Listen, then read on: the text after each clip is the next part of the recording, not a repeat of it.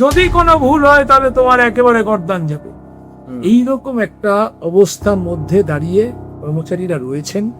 একদিকে আবাস যোজনার জন্য দৌড়ে বেড়াচ্ছেন এবং প্রশাসনের তরফ থেকে প্রতিদিন চাপ, একেবারে বিকালবেলা ফোন করে আপনি কাদা মাটি ঝড় বৃষ্টি যা হোক না কেন, বর্ষাকাল চলছে বাংলায়, সাংঘাতিক বৃষ্টি, তার মধ্যে প্যান গুটিয়ে বাড়ি বাড়ি গিয়ে আপনাকে সার্ভে করে ছবি আপলোড করে সব পাঠাতে হবে। যদি 5টা কম হয়ে যায় সঙ্গে সঙ্গে রাত্রিবেলায় ফোন হচ্ছে আপনার কেন মাছটা কম হলো, তাকে টেনে হিচড়ে বার করে নিয়ে এসে ধাক্কাধাক্কি করা অথবা গায়ে হাত তোলা, আক্রমণ করা। তারা পুলিশে গিয়ে যে রিপোর্ট করবেন সেখানে পর্যন্ত বাধা। প্রশাসনিক ভাই বলা হচ্ছে দরকার নেই, আমরা দেখে নিচ্ছি, সবটা সামলে নিচ্ছি। পঞ্চায়েত কর্মীর এবং ত্রিস্তর পঞ্চায়েত কর্মচারীর জানবেন কোনো শনি রবি কোনো ছুটির দিন ঈদ অষ্টমী কোনো কিছু নেই, লক্ষ্মী সরস্বতী কিচ্ছু নেই। বাইরে থেকে যা শুনছেন দেখছেন হতে পারে ক্যালেন্ডারে পরিবার পরিজন থেকে বিচ্ছিন্ন একটা কঠিন পরিস্থিতির মধ্যে রয়েছে। এইটা অন্তত এই জায়গা থেকে আমাদের মুক্তি দিলেন সরকার। আমরা এই কথা নিয়েই সরকারের কাছে দিতে চাই। কিন্তু গ্রাম পঞ্চায়েতে এই মুহূর্তে একটা অসম্ভব দমন পীড়নের একটা অবস্থা চলছে। আপনারা জানেন একদিকে অন্নপূর্ণা আন্ডারে মানে তাদেরকেই রাস্তায় বেরোতে হচ্ছে প্রতিদিন, এবং তাদেরকেই আবাস যোজনার তাদের সার্ভে করতে হচ্ছে এবং টার্গেট দিয়ে দেওয়া হচ্ছে। সরকার বিধানসভায় আপনারা জানেন যে বিল পাশ করিয়েছে, যে বিল পাশ করার মধ্যে দিয়ে পঞ্চায়েত প্রধানের যে অর্থনৈতিক ক্ষমতা সেই অর্থনৈতিক ক্ষমতাকে তুলে দেওয়া হয়েছে।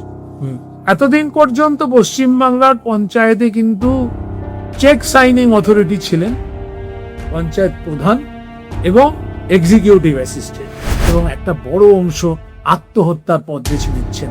এটা পঞ্চায়েত স্তরে ঘটছে ঘটনা, এটা আপনাদের জানা দরকার এবং সকলকে বলা দরকার।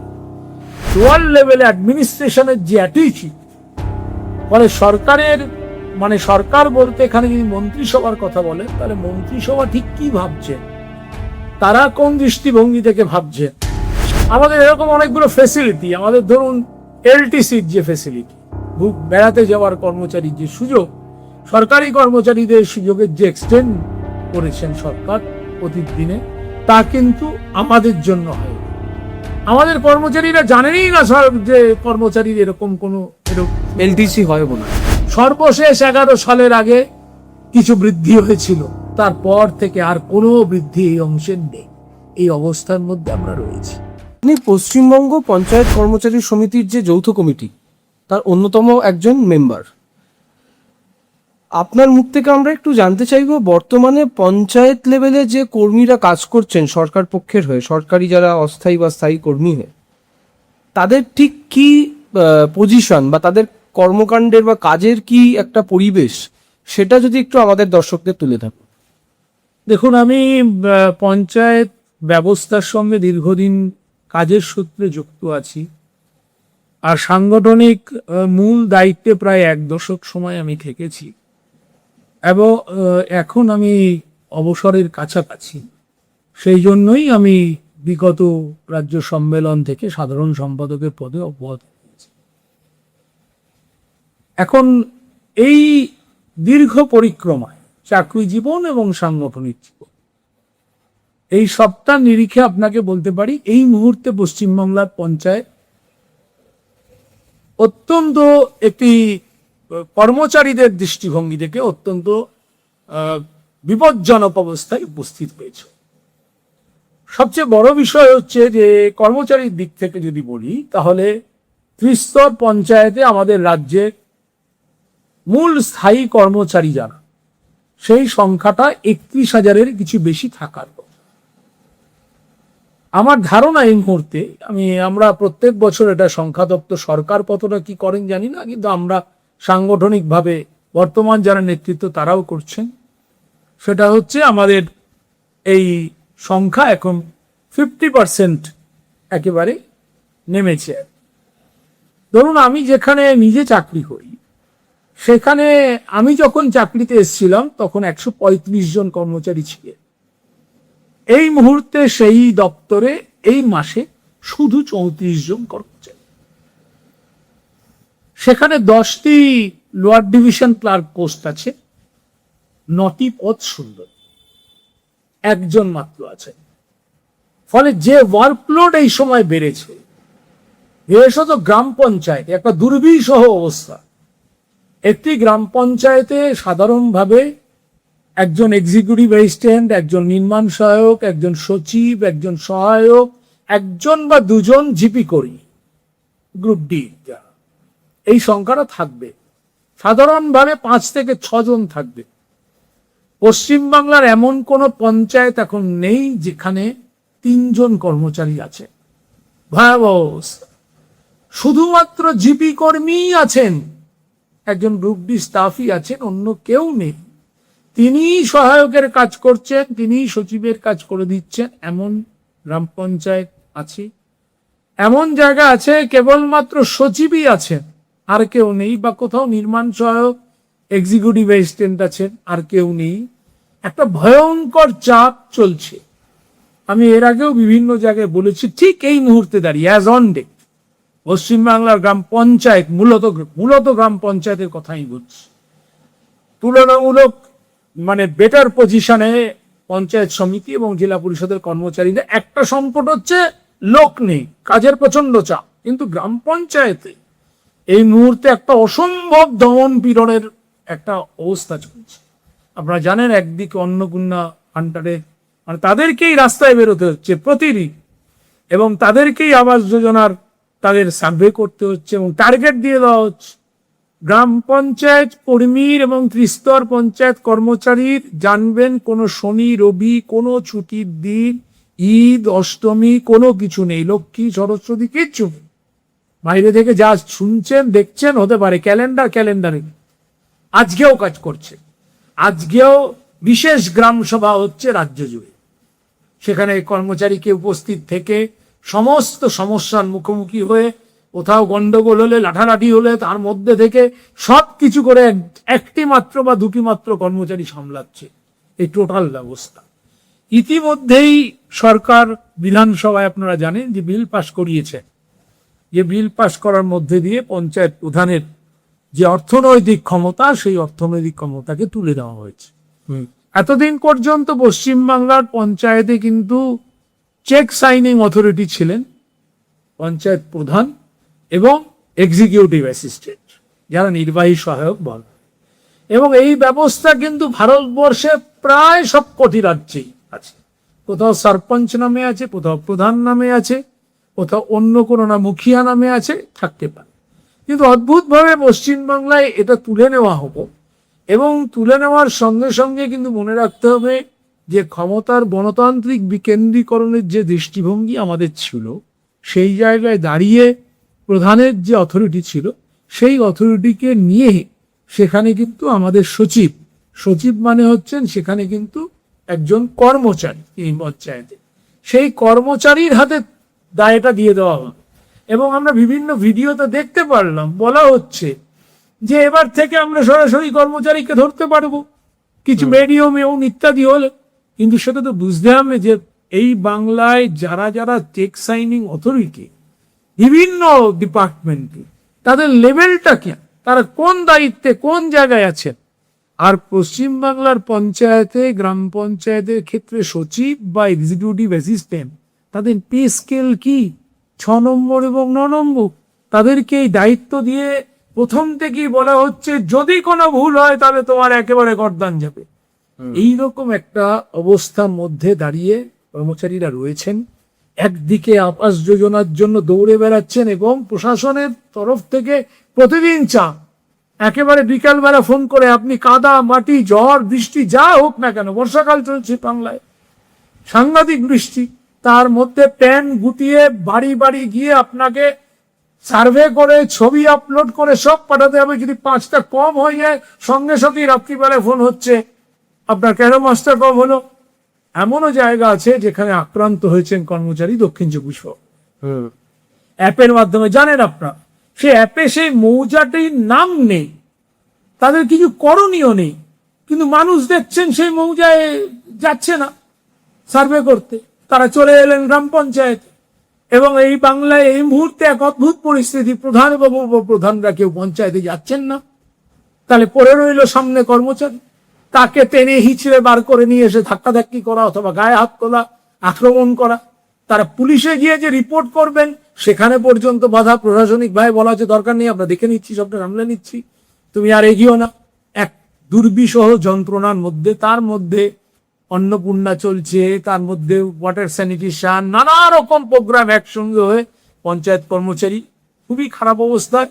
নদিয়া জেলায় আপনারা জানবেন যে একজন নির্মাণ সহায়ক মহিলা তিনি, আমার কাছে রয়েছে সেই চিঠিটি, তিনি পদত্যাগের ইচ্ছে প্রকাশ করে তিনি নির্বাহী আধিকারিক অর্থাৎ তাকে যিনি নিয়োগ করেছেন তাকে চিঠি দিয়েছে যে এই চাপ নিতে পারছি না, এবং তিনি চিঠিতে লিখছেন আমাকে অনৈতিক কাজ করতে বলা হচ্ছে, এটা আমার পক্ষে করা সম্ভব নয়, এর থেকে আমি চাকরি থেকে অব্যাহতি নিতে চাই, চাকরি ছেড়ে দিতে চাই।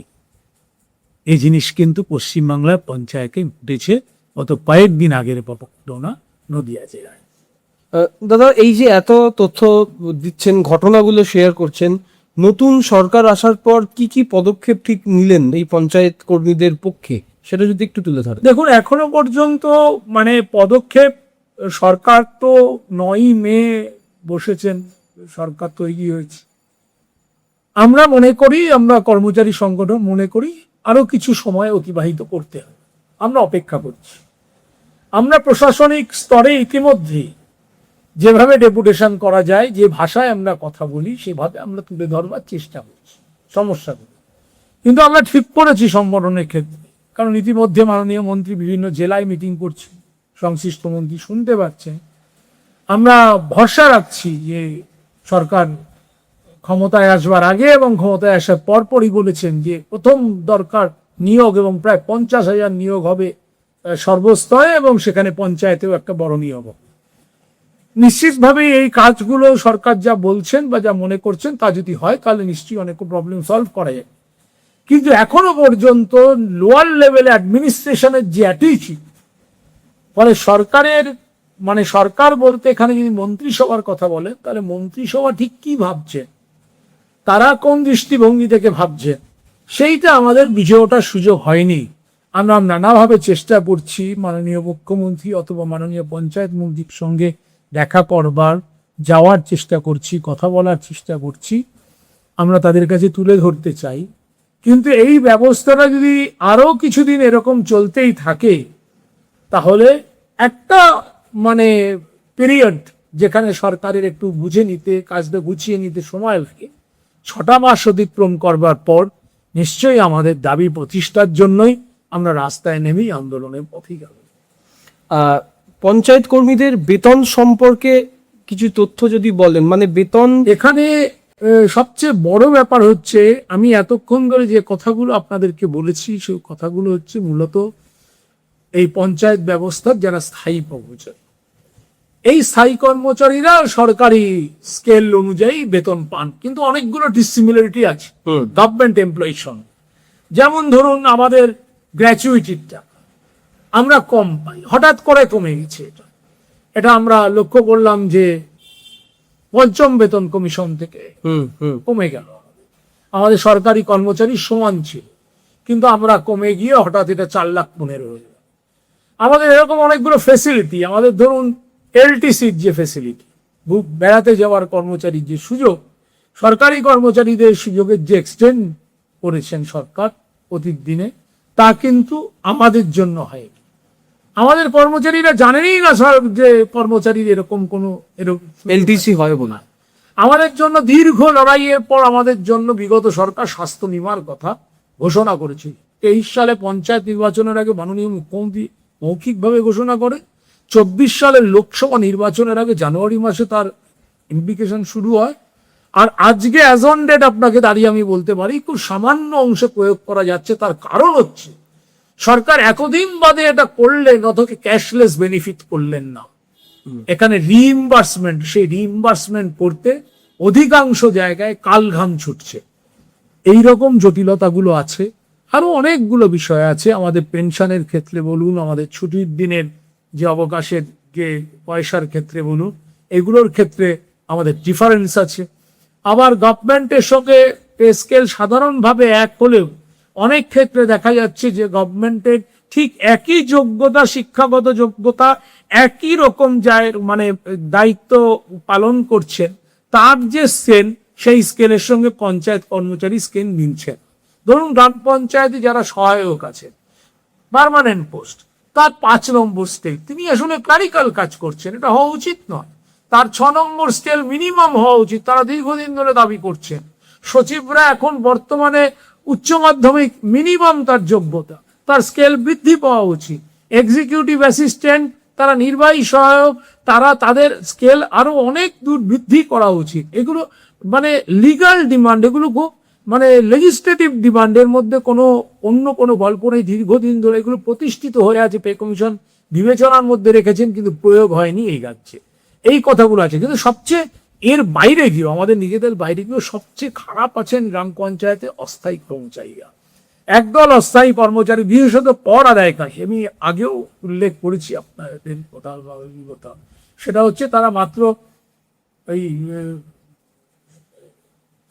600 আর 150, 750 টাকা এখনো পর্যন্ত ভারতবর্ষে কোথাও পাবেন না, যে একজন কর আদায়কারী, ট্যাক্স কালেক্টর, যিনি বাড়ি বাড়ি ট্যাক্স সংগ্রহ করছেন, শুধুমাত্র 750 টাকা পান। অথচ এই পদ থেকে পদোন্নতি হয়, অবাক কাণ্ড।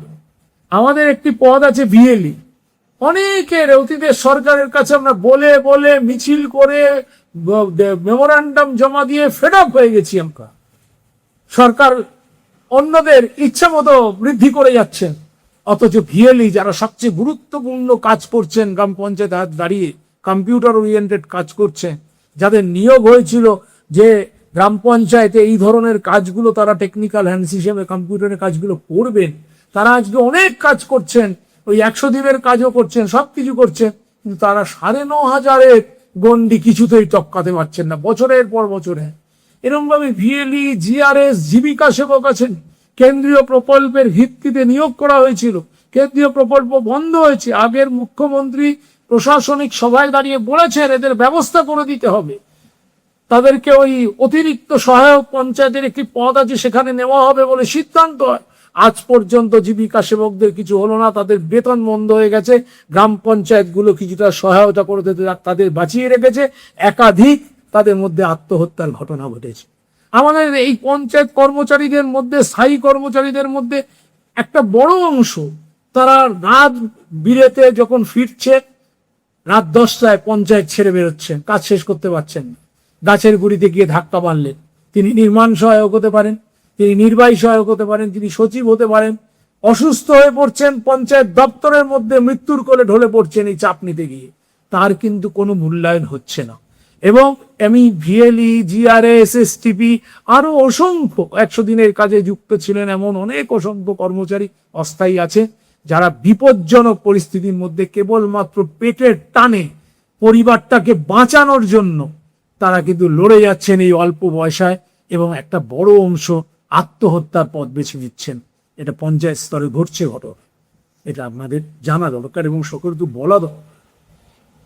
এই ডিসক্রিমিনেশন, মানে এই তফাৎ বা এই পার্থক্য কেন, মানে এটা কিভাবে দেখেন?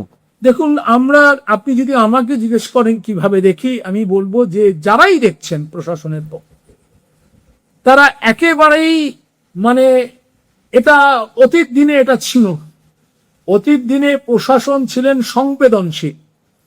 আমাদের অতীত দিনের কথা মনে আছে, আমাদের যখন 85 সালে পেনশন ব্যবস্থা, প্রভিডেন্ট ফান্ড এসব চালু হয়, তখন কিন্তু প্রশাসনিক বাধা তখনও আসতে থাকতো, কিন্তু তখন রাজ্য সরকার পরিচালনা যারা করতেন, যে দৃষ্টিভঙ্গি আমরা দেখেছি, তারা কিন্তু এটা মনে করতেন যে না, পেনশনটা আজকেই চালু হবে, আজকে সন্ধ্যাবেলায় যেন ওরা হাতে অর্ডারটা পান, তার ব্যবস্থা হোক। এই যে দৃষ্টিভঙ্গি, এই যে মানসিকতা, সবচেয়ে বড় গন্ডগোল হয়ে গেছে আমাদের ক্ষেত্রে, আমরা মনে করি আমাদের রাজ্যে এই জায়গাটা। আজকে এই কর্মচারীর প্রতি যে সংবেদনশীলতা, কর্মচারী যে part of the administration, group A, B, C, D, যা খুশি হতে পারে, but we are the same boat brother, এই যে দৃষ্টিভঙ্গি, এই দৃষ্টিভঙ্গির পার্থক্য হয়ে গেছে। প্রশাসনের একটা বড় অংশ নিজেদেরকেই মনে করছেন তারাই সরকার পরিচালনা করছেন, তারা যে সরকারের কাজটা যারা তুলে দিচ্ছে প্রতিদিন, সেই যে অংশটা বিস্তীর্ণ গ্রামাঞ্চল জুড়ে যে গ্রামের কর্মচারীরা এই কাজটা করছেন, তাদের প্রতি যে সংবেদনশীলতা, তাদের প্রতি যে মমত্ববোধ, সেই জায়গাটায় সবচেয়ে বড় ঘাটতি হয়েছে, গন্ডগোল হয়েছে। কারণ অনেক আধিকারিক আমি ব্যক্তিগত জীবনে বলতে পারি, যারা কথা বলে বলেছেন, সে কি এখনো আপনাদের এই অবস্থা, তিনি ব্যক্তিগতভাবে ফিল করছেন, কিন্তু সেই কথাটা বোঝবার পরেও তিনি কোথাও গিয়ে যেটা প্লেস করবেন, উচ্চ স্তরে এটা যে প্লেস করবেন কেন এটা ঠিক হচ্ছে না, এটার পরিবর্তন হওয়াটা অত্যন্ত জরুরি। 750 টাকায় কারো সংসার চলতে পারে না, অথচ তার নাকি 60 বছর বা বয়স হলেই বলা হচ্ছে তোমার সময় হয়ে গেছে রিটায়ারমেন্ট। তাহলে সব কথাগুলো থাকবে, কিন্তু সে 750 টাকা পাবে। ভারতবর্ষে কোথাও এটা আছে? কোন সংবেদনশীল প্রশাসন এই কাজটা করতে পারেন? আমরা দিনের পর দিন দেখছি ব্যবস্থাটা একই রকম। সর্বশেষ 11 সালের আগে কিছু বৃদ্ধি হয়েছিল, তারপর থেকে আর কোনো বৃদ্ধি এই অংশের নেই। এই অবস্থার মধ্যে আমরা রয়েছি। ফলে স্থায়ী কর্মচারী এবং পঞ্চায়েতে অস্থায়ী কর্মচারী, এই দুটো চরিত্র কিন্তু স্থায়ী কর্মচারীদের ওপর অনেক অসুবিধা, অনেক চাপ, অনেক কাজের কষ্ট, ঠিক অনেক কিছু না পাও, কিন্তু অস্থায়ী কর্মচারীদের যে ভয়ঙ্কর জায়গায় নিয়ে গেছেন পঞ্চায়েত ব্যবস্থার মধ্যে, সে কল্পনা করা যাবে। সারা ভারতবর্ষে এটা যদি কেউ শোনে, তারা এটা উপাখ্যান হয়ে যাবে, উপন্যাস লেখা যাবে পশ্চিমবাংলায় যেটা চলছে। এক্ষেত্রে আমার সর্বশেষ প্রশ্ন, নতুন সরকারকে কি বলবেন, কোন কোন দিকগুলোকে অবশ্যই নজর দেওয়া উচিত? আমরা যদি নতুন সরকারের মাননীয় মুখ্যমন্ত্রী অথবা মাননীয় মন্ত্রীর কাছে যেতে পারি, তাহলে নিশ্চিতভাবে প্রথমেই আমরা আর্থিক দাবি দেওয়াতেই তাকে ভারাক্রান্ত করতে চাই। আমরা বুঝি একটা সরকার, তারা এসছেন, তাদেরকে সময় দিতে হবে, সুযোগ দিতে হবে, সামগ্রিকভাবে মহার্ঘ ভাতা, হোর পে, কমিশন, সেগুলো তো একটা সাবজেক্ট। কিন্তু আমরা যেটা তুলে ধরতে চাই প্রথম, সেটা হচ্ছে এই ত্রিস্তর পঞ্চায়েত ব্যবস্থায় দীর্ঘদিন ধরে কর্মচারীরা যে গুরুত্বপূর্ণ ভূমিকা পালন করছে, সেই ভূমিকা পালন করতে গিয়ে উন্নয়নের একটা অংশ হিসাবে কাজ করছেন, সেই জায়গায় যে বাধা তারা সম্মুখীন, আর্থিক বাধার পাশাপাশি প্রতিদিন সবচেয়ে বড় কথা হচ্ছে, যদি সুযোগ পাই তাহলে প্রথম আবেদন করব যে পঞ্চায়েতকে যদি সচল রাখতে হয়, পঞ্চায়েতকে যদি স্বাভাবিক রাখতে হয়, তাহলে ত্রিস্তর পঞ্চায়েতে ইমিডিয়েট নিয়োগ করা দরকার। শূন্য পদে স্বচ্ছভাবে কেন্দ্রীয় পরীক্ষার মধ্যে দিয়ে নিয়োগ করা দরকার। প্রথম কথা, আমাদের অভ্যন্তরের ক্যাডারগুলোর যে সমস্যা হয়ে আছে, সেই সমস্যাগুলোর, তাদের পদোন্নতির যে পদ্ধতি হয়ে আছে, তাদের যে কতগুলো জটিল সমস্যা হয়ে রয়েছে, সেই সমস্যাগুলো সমাধান কিভাবে করা যায়, আমরা কিন্তু সরকারের কাছে হাত বাড়িয়ে দিতে চাই, যাতে উন্নয়নের কাজটা স্তব্ধ না হয়ে গিয়ে আরো ভালোভাবে এগোতে চাই। আমরা সেই প্রস্তাবগুলোই সরকারের কাছে নিয়ে গেলে চাই। অবশ্যই তার সঙ্গে অর্থনৈতিক দাবি দেওয়াগুলো থাকবে, কিন্তু অস্থায়ী কর্মচারীদের ক্ষেত্রে আমাদের মূল কথা থাকবে, এই কম বেতনে ভারতবর্ষে কোথাও ওই পঞ্চায়েত ব্যবস্থা ছাড়া আর কেউ কাজ করে না। আর একটা অবশ্যই আমাদের কথা থাকবে, সেটা হচ্ছে 30 দিন, 365 দিন মানুষ কাজ করতে পারে না। প্রতিদিন সকাল 10টা থেকে রাত 10টা, এটা যারা জানেন না তাদের জানাবেন যে কি ধরনের কাজ করছেন ত্রিস্তর পঞ্চায়েতের কর্মচারীরা। আমি আবারও বলছি, বিশেষত গ্রাম পঞ্চায়েত স্থায়ী এবং অস্থায়ী কর্মচারীরা, তার কোনো রেকগনিশন নেই। তারা ছুটি, এই যে শনি রবি কোনো ছুটির দিন যে পাচ্ছেন না, তার বিনিময় কাজটা যখন হালকা হবে তিনি 5টা দিন ছুটি নিতে পারবেন, এমন কোনো গ্যারান্টিও দেওয়া হচ্ছে না। এই যে একটা অবস্থার মধ্যে দিয়ে রয়েছেন, পরিবার পরিজন থেকে বিচ্ছিন্ন একটা কঠিন পরিস্থিতির মধ্যে রয়েছে, এইটা অন্তত এই জায়গা থেকে আমাদের মুক্তি দিলেন সরকার। আমরা এই কথা নিয়েই সরকারের কাছে যেতে চাই।